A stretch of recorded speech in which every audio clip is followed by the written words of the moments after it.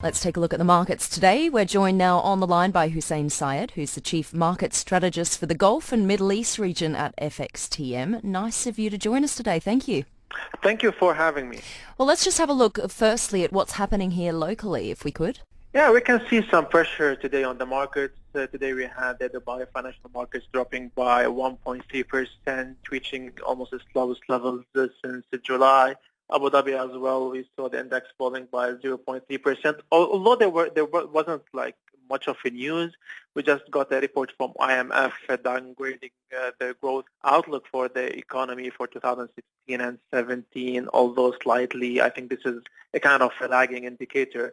But I believe there's a lot of challenges going ahead, whether it's from the macro or also from the micro perspective. But I think now investors are just focusing on their earnings season for Q3.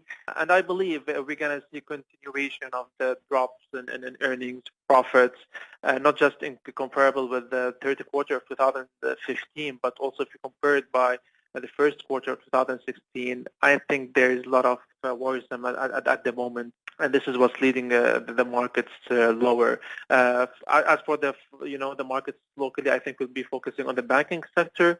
I'll be looking at the provisions going forward. I think it's going to be a key indicator of the health of the regional economies.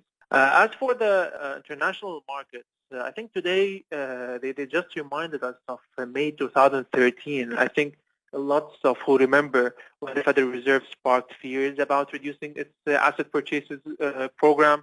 That was it was known as the taper tantrum, and this led so many emerging markets to fall. This time it was from the ECB, and it was based on a Bloomberg report that the ECB is planning to reduce its asset purchases. But I think markets just didn't believe that, and they just ignored it to some extent. But this had a negative impact on the markets. We see today that the stocks in Europe falling and the yields on the bonds just going higher.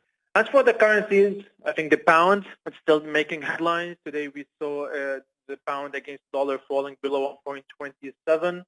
And when you look at sterling, traders are just clearly ignoring economic data. Although we had some positive news from the economic data, traders just focusing on the negotiations, the Brexit, and it looks to be like the most complex divorce ever happening. And I think this will lead sterling to face more pressure, probably towards 125 in the next couple of days.